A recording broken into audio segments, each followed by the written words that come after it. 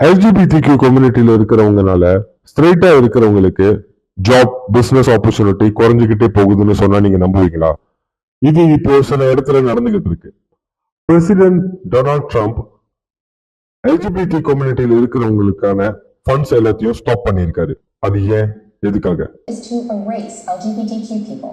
A celebration of the LGBT plus community this year. 100 bills aimed at Gay people. The LGBTI community. Stigmatizing LGBTs, claiming that we are pedophiles who want to convert people's children, really stimulating huge, intense levels of hatred.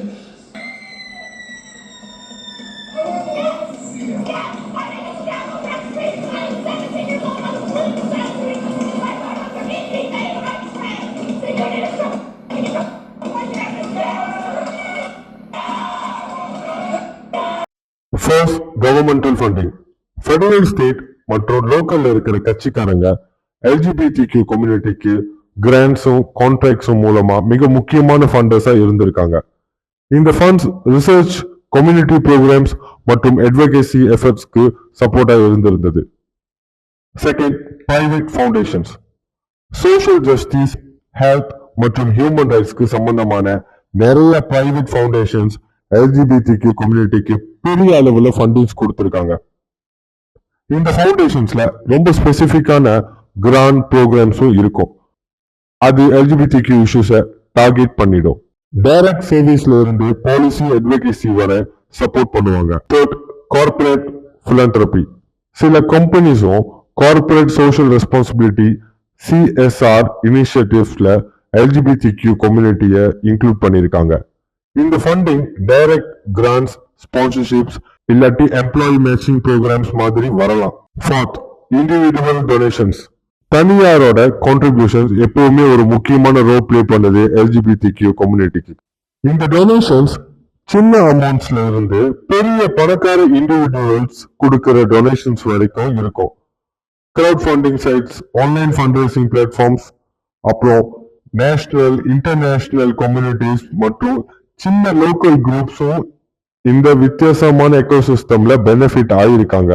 முன்னாடி சில medical professionals ஹோமோசெக்சுவாலிட்டியும் அதுக்கு பின்பு LGBTQ மக்கள் ஐடென்டிட்டியோட வேற ஆஸ்பெக்டையும் mental illness நினைச்சிருந்தாங்க.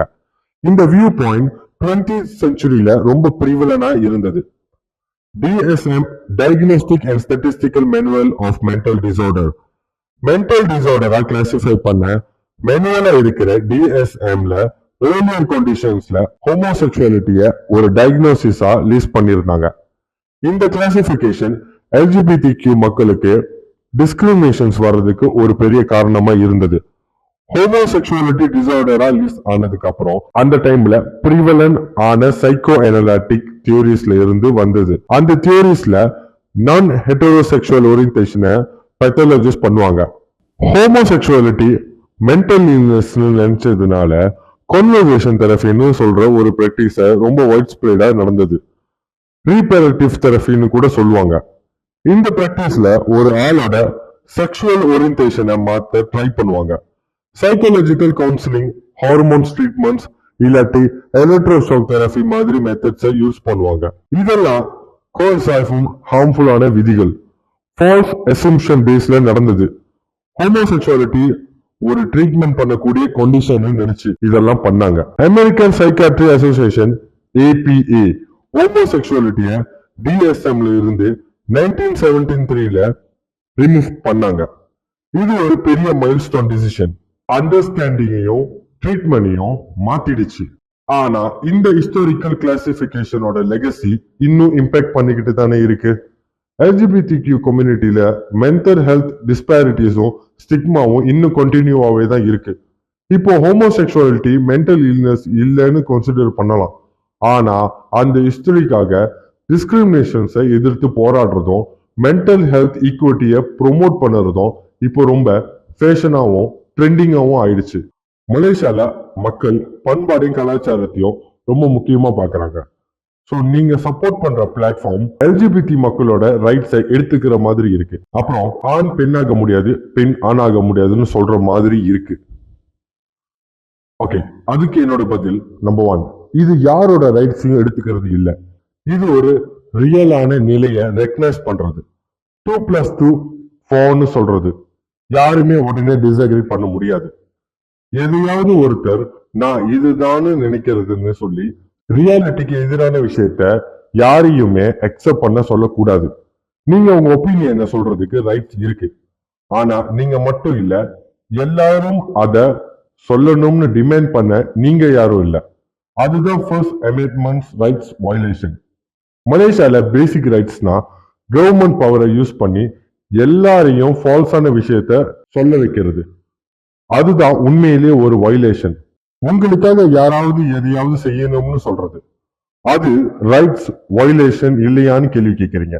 ஆனா நான் யாரையும் force பண்றது இல்ல. எல்ஜிபிடியூல இருக்கிறவங்க யாரா வேணாலும் ஃபீல் பண்றாங்களோ, நீங்க அந்த மாதிரி இருக்க கூடாதுன்னு நான் சொல்ல மாட்டேன். நீங்க எதையாவது நினைக்கலாம் நான் இதுதான்னு. ஆனா நான் சொல்றது, நீங்க எதையாவது நினைக்க முடியும். ஆனா நீங்க அதுவா ரியலா ஆகலாம்னு நினைக்கிறது தப்பு. நான் நெப்போலியன் ஆக முடியாது, நான் ஜீசஸ் ஆக முடியாது, நான் ஆப்போசைட் செக்ஸ் மெம்பரா ஆக முடியாது. இதுதான் லைஃபோட ஃபேக்ட்ஸ். நீங்க சொல்ற எல்லாத்தையும் எல்லாரும் உங்க டெலியூஷன்ஸை அக்செப்ட் பண்ணணும்னு அவசியம் இல்லை. அதுதான் வேற ஆளோட ரைட்ஸை வயலேட் பண்றது. நீங்க உங்க செல்ஃப பெர்செப்ஷனை எல்லாரையும் அக்செப்ட் பண்ண சொல்றது ரொம்ப வைல்டான உண்மையை டெஸ்ட்ராய் பண்ற ஐடியா. ஒரு விஷயத்த பேசணும்னா என்னன்னு தெரிஞ்சுக்கணும். இல்லனா நீங்க மட்டும் சொல்ற விஷயம் தான் ட்ரூத்னு சொன்னா அது நார்சிசம். மிரர்ல நீங்க உங்களையே பாக்குறது மாதிரி. அப்புறம் எல்லாரும் அதை தான் சொல்லணும்னு டிமாண்ட் பண்றது, அது ரியாலிட்டி இல்ல. உங்க லைஃப ரியலா ஹாப்பியா வாழணும்னா உண்மையை புரிஞ்சுக்கணும், அதை ஆப்போஸ் பண்ணக்கூடாது. ரியாலிட்டி எப்பவுமே வின் பண்ணும். உங்களுக்கு பிடிச்சாலும் சரி பிடிக்கலனாலும் சரி, சரியா நம்ம ஒரு விஷயத்தை அக்செப்ட் பண்ணதான் செய்யணும். இதை அக்செப்ட் பண்ணாங்களா இல்லையான்றது மேட்டர் இல்ல. இது உங்க அக்செப்டன்ஸ் பத்தியே இல்ல. இது உங்க ரியாலிட்டி, அதாவது பேசிக் ரியாலிட்டிய பத்தின ஒரு புரிதல். நீங்க மேலா இருந்தா ஆனா ஃபீமேல்னு நினைக்கிறீங்க, இல்ல ஃபீமேலா இருந்து மேல்னு நினைக்கிறீங்க. உங்க நினைப்பு பொய்ன்னு சொல்றதுதான் உண்மை. ஃபார் எக்ஸாம்பிள், நான் ஒரு அமேசிங்கான ஃபுட்பால் பிளேயர்னு நினைச்சுக்கிட்டேன். அது உண்மையாகிடுமா? இல்ல. மெஸ்ஸியை விட நான் நல்லா விளையாடுவேன்னு சொல்றேன். ஒருவேளை நான் நல்லா விளையாடலனா அப்போ எல்லாருக்கும் தெரிஞ்சிடும் நான் நல்ல பிளேயர் இல்லைன்னு. சோ நான் என்ன நினைச்சாலும் அது ரியாலிட்டிக்கு எதிராக இருந்தா நான் அதை மாத்தவே முடியாது. அப்புறம் கவர்மெண்ட் ரைட்ஸை கொடுக்காம இருக்கிறது ஃபேரான்னு கேக்குறீங்க. ஆனா நீங்க ரைட்ஸ்ன்னு சொன்னது என்னன்னு சொல்லவே இல்லை. நீங்க என்னை பத்தி நான் என்ன நினைக்கணும்னு சொல்றதுக்கு உங்களுக்கு ரைட்ஸ் இல்ல. உங்களோட ஃபால்ஸ் ரியாலிட்டியை நானும் அக்செப்ட் பண்ணணும்னு நீங்க சொல்றதுதான் problem. Okay, let's assume that LGBT பீப்புளை சொசைட்டில அக்செப்ட் பண்ணாங்கன்னா, அப்படி அக்செப்ட் பண்றதா இருந்தா உங்க பொசிஷன் இல்ல உங்க ஒப்பீனியனை மாத்திக்குவீங்களா? ஓகே, சோ எல்ஜிபிடியை பத்தி என் பொசிஷன் என்னன்னு நான் கிளியரா சொல்லணும்னா, என்ன நான் மாத்திக்க மாட்டேன்னு சொல்றேன். ஒரு ஃப்ரீ சொசைட்டில ஒருத்தன் என்னை இப்படி கூப்பிடுன்னு ஃபோர்ஸ் பண்ணக்கூடாது. அது ரொம்ப எகெயின்ஸ்ட் ஆன ஐடியா. அதோட பசங்க கிட்ட போய், அதாவது கிட்ஸ் கிட்ட போய் பேசிக் பயாலஜிக்கல் டூல்ஸை மறந்துடு, மேல் அண்ட் ஃபீமேல் எதுவும் இல்லை அப்படின்னு சொல்றது அது சரியில்லைன்னு நான் நம்புறேன். கிட்ஸ்க்கு மேல் ஃபீமேல்னு ரியல் கேட்டகரிஸ் தெரிஞ்சிருக்கணும். ஒரு மேன் பொண்ணு ஆகலாம், ஒரு பொண்ணு ஆணாகலாம். இது கிட்ஸை கன்ஃபியூஷன் ஆக்கும். அது டேஞ்சரஸ்னு நான் நினைக்கிறேன். கிட்ஸ் ஈஸியா கன்ஃபியூஸ் ஆயிடுவாங்க. எல்ஜிபிடி கம்யூனிட்டி ரைட்ஸ் மூவ்மெண்ட் என்ன சொல்லுதுன்னா, சொசைட்டில இருக்கிற பயாலஜிக்கல் ஃபேக்ட்ஸை மறக்க சொல்லுது. உங்களோட ப்ரொனவுன்ஸ் பயாலஜிக்கலி சரியான வேர்டா இருந்தா கூட யூஸ் பண்றது பிகோட்ரின்னு சொல்றாங்க. இது நான்சென்ஸ். உங்களுக்கு பிடிக்கலன்னா அது பிகோட்ரி இல்ல. நிறைய விஷயம் எனக்கு பிடிக்கல, அது பிகோட்ரின்னு அர்த்தம் இல்ல.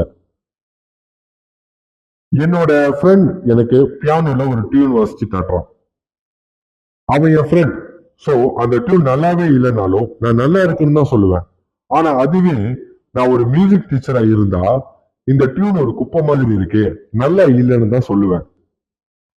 ஆனா இப்போ எப்படி சொல்றாங்கன்னு பார்த்தா, பசங்க கிட்ட சொல்லி கொடுக்கணும், பிள்ளைங்க கிட்ட சொல்லி கொடுக்கணும், ப்ரிஃபர் ப்ரொனவுன்ஸ் யூஸ் பண்ணுங்கன்னு, இல்ல man can become a woman, woman can become a man, செக்ஸ்னு எதுவும் இல்ல இப்படி கத்துக்கிற மாதிரி லைக் ரீசன்ட் டைம்ஸ்ல நம்ம பார்த்துட்டு இருக்கோம். பட் அது ரொம்ப தப்பான ஒரு விஷயம் and also anti scientific counter productive. Okay, இப்ப டாபிக் உள்ள போகலாம். இப்போ இது மலேசியன்ஸை எப்படி பாதிக்குதுன்னு நினைக்கிறீங்க? ஓகே, எல்ஜிபிடி கம்யூனிட்டி பீப்புள் இப்போ பாலிடிக்ஸ், கவர்மெண்ட், பிரைவேட்லயும் ஹையர் பொசிஷன்ஸ்ல இருக்காங்க. இவங்க என்ன பண்றாங்கன்னா அவங்களோட கம்யூனிட்டியை சார்ந்தவங்களுக்கு தான் முக்கியத்துவம் தராங்க. அதாவது நீங்க ஸ்ட்ரெயிட்டா இருந்தீங்கன்னா உங்களுக்கு ஆப்பர்ச்சுனிட்டி இல்ல. எதுக்காக எல்ஜிபிடி கம்யூனிட்டி இப்படி பண்ணணும்னு நினைக்கிறீங்க? எல்லா ரிலிஜனுக்கும் எல்லா ரேஸ்க்குமே அவங்களுக்குன்னு ஒரு ஃபண்ட் இருக்கும். ஸோ எல்ஜிபிடிக்யூ பீப்புள் அவங்களோட கம்யூனிட்டியை அடுத்த கட்டத்துக்கு எடுத்துட்டு போக அவங்களுக்கு ஃபண்ட் அண்ட் பவர் வேணும் அண்ட் ஆல்சோ ரைட்ஸும் வேணும். அவங்க கம்யூனிட்டி பீப்புளுக்கு மட்டும்தான் அவங்க சப்போர்ட் பண்றாங்க. பட் இது நல்ல விஷயம் தானே அவங்களே பாத்துக்கிறது? நோ, இது சரியில்லை. நல்ல ஒரு விஷயத்தை யோசிச்சு பாருங்க. ஏற்கனவே நமக்கு நிறைய பிரச்சனை இருக்கு. அதாவது நமக்கு வேலை வாய்ப்பும் சரி, ஸ்போர்ட்ஸ், பிசினஸ் ஆப்பர்ச்சுனிட்டிஸ், லைக் இது எல்லாத்துக்கும் நம்ம போராடிக்கிட்டு இருக்கோம். இதுல இவங்க இப்படி பண்றது மேலும் நம்மளே அழிச்சிக்கிறதுக்கு சமம். அவங்க மேல வரட்டும், நல்லா ஹாப்பியா இருக்கட்டும். பட் அதுக்காக டேலண்டான பீப்புளோட, ஹார்ட் ஒர்க்கிங் பீப்புளோட ஆப்பர்ச்சுனிட்டிஸை தடுக்க கூடாது. அது தப்பு. பட் ஒரு விஷயம் எனக்கு ரொம்ப பிடிக்கும், அது அவங்களோட ஒற்றுமை. ஸ்ட்ரெயிட்டா இருக்கிறவங்களை விட எல்ஜிபிடி கம்யூனிட்டி பீப்புள் ரொம்ப ஒற்றுமையா இருக்காங்க. எப்படி எல்ஜிபிடி கம்யூனிட்டிக்கு இந்த சர்ஜரிஸ் அண்ட் ட்ரீட்மெண்ட் எல்லாம் பண்றாங்க?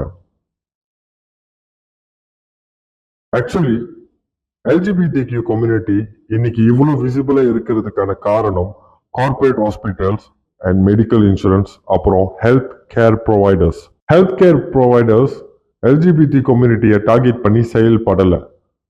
பொதுவாக தான் இருக்காங்க. பட் இதுல 4 மெத்தட்ல இன்கம் இருக்கு. First, insurance reimbursements. Second, patient payment. Third, government fundings. Fourth, philanthropy and grants. கார்பரேட்டோட மூலதனம் என்ன? ரெவென்யூ. அதுக்காக என்ன வேணும்னாலும் செய்வாங்க. ஸோ எல்ஜிபிடி கம்யூனிட்டி அவங்களுக்கு ஒரு ப்ராஃபிட் இல்லையா? Yes, of course. Revenue plus profit share இருந்தா போதும், ஏலியன்ஸ்க்கு கூட சர்ஜரிஸ் அண்ட் ட்ரீட்மெண்ட்ஸ் பண்ணுவாங்க. ஸோ இலான் மாஸ்க் டோஜ் மூலமா தேவையில்லாத செலவெல்லாம் ஸ்டாப் பண்ணியிருக்காரு. ஆமா தானே? Yes, actually LGBT community pride ஈவெண்ட்ஸ்க்கு எதுக்காக மக்களோட வரி பணத்தை செலவு பண்ணணும்? ஸோ அதனால அவங்க கவர்மெண்ட் ஃபண்டிங்ஸ் எல்லாத்தையும் ஸ்டாப் பண்ணியிருக்காங்க.